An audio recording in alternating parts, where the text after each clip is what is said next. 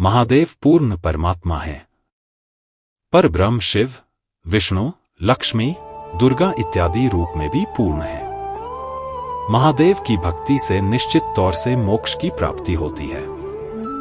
शिव स्वयंभू भी हैं, वे ही सदाशिव हैं, वे ही आदियोगी शंकर हैं। वे संहार करने वाले महारुद्र भी हैं, काल को नियंत्रित करने वाले महाकाल हैं। शिव और अपने भक्तों से प्रेम करने वाले भोलेनाथ हैं भगवान शिव। शिव परमेश्वर हैं, उनका ना आदि है और ना कोई अंत। वे अजन्मे हैं और अविनाशी हैं। अब मेरे इस उत्तर के बाद रामपाल के चेले चपटे कमेंट बॉक्स में लिखने लग जाएंगे कि भगवान शिव भी जन्म मरण की स्थिति में हैं। अपने कुतर्क को सही साबित करने के लिए वो देवी भागवत पुराण का उदाहरण देंगे, जिसमें भगवान शंकर खुद को दुर्गा माता की संतान बताते हैं। पहली बात तो है कि दुर्गा माता के पति और त्रिदेव के पिता को काल ब्रह्मा सदाशिव कहा गया है, जो मैं ऊपर बता चुका हूँ कि वो महादेव ही हैं। महाकालेश्वर ज्योतिर्लिंग के रूप में शिव जी उज्जैन में विराजमान हैं, तो स्पष्ट रूप से वे ही सदाशिव हैं। दूसरी बात ये कि दुर्गा माता तो पार्वती जी ही हैं। नव दुर्गा रूपों को देखें तो सारे के सारे रूप पार्वती जी के ही हैं। ये भी स्पष्ट हो जाता है कि पार्वती जी ही दुर्गा माता हैं, जिन्हें त्रिदेव जननी कहा गया है देवी पुराण में। तीसरा ये कि शिव को स्वयंभू भी कहा जाता है, यानी वे ही सदाशिव हैं, और महेश अर्थात शंकर भी वे ही हैं। दुर्गा माता का महिमा गान करने के लिए शिव जी ने उन्हें अपनी माता के रूप में सम्मानित किया।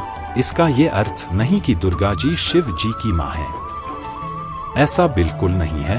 वास्तव में वे उनकी अर्धांगिनी पार्वती ही हैं। और पाखंडी रामपाल के चेले शिव जी की आयु बताने में भी लग जाते हैं।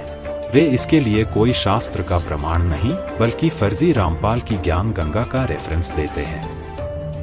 वे ये तक नहीं जानते कि शिव जी महाकाल हैं।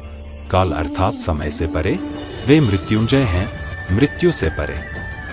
तो रामपाल जैसे मूर्खों को हम अधिक महत्व नहीं देते, महत्व ही नहीं देते। अधिक का तो प्रश्न ही नहीं उठता। ये तो हमने रामपाल और चेलों के देवी पुराण वाले रेफरेंस की यहाँ पर दुर्गति कर दी। अब अगर कोई आपसे कहे कि शिव जी परमात्मा नहीं है, वे मोक्ष नहीं दे सकते, तो उन्हें बता देना कि काशी में लोग मोक्ष की प्राप्ति के लिए जाते हैं। काशी तो हमारे महेश्वर अर्थात महादेव जी की नगरी है। वहां वे विश्वनाथ के नाम से जाने जाते हैं। विश्वेश्वर ज्योतिर्लिंग के रूप में विराजमान है। देखिए, संत कबीर या साईं बाबा को कोई परमात्मा माने तो इसमें कोई आपत्ति नहीं। सबको अधिकार है, जिसकी भक्ति करना चाहे कर सकते हैं।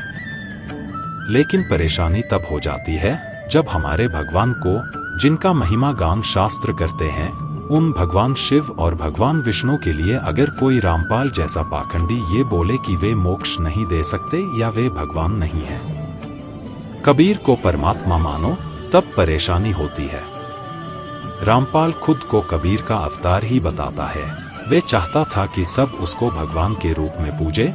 वो बात अलग है कि स्वयं कबीर बनकर धरती पर उतरा हुआ रामपाल अभी जेल की हवा खा रहा है। लेकिन मेरा काम है सभी हिंदुओं को पाखंडियों से सावधान करना। संत कबीर के बारे में शास्त्रों को जो भी कहना था वो भविष्य पुराण में कह दिया गया है। अरे संत कबीर तो श्री राम के भक्त थे। राम अर्थात श्री हरि विष्णु। भगवान विष्णु तो भगवान शिव से अभिन्न है। इसका अर्थ ये है कि शिव और विष्णु ही परमात्मा के दो रूप हैं। वे ही पूर्ण परमात्मा हैं। तो जी हाँ, देवादिदेव भगवान शिव शंकर ओंकारेश्वर महादेव ही पूर्ण परमात्मा हैं। उनकी भक्ति से अवश्य ही आपको मुक्ति मिल सकती है, लेकिन साथ में कर्म अच्छे होने चाहिए। हमेशा धर्म की राह पर चलना चाहिए, जैसा श्रीमद् भगवद गीता में श्री कृष्ण अर्थात भगवान नारायण विष्णु ने कहा था। श्री कृष्ण ही परमात्मा हैं। कोई रामपाल जैसा पाखंडी आदमी भगवान नहीं बन सकता। अंत में यही कहूंगा कि जी हाँ, भगवान शिव ही परमात्मा हैं। वे ईश्वर हैं, वे ही सत्य हैं और वे ही सुंदर हैं।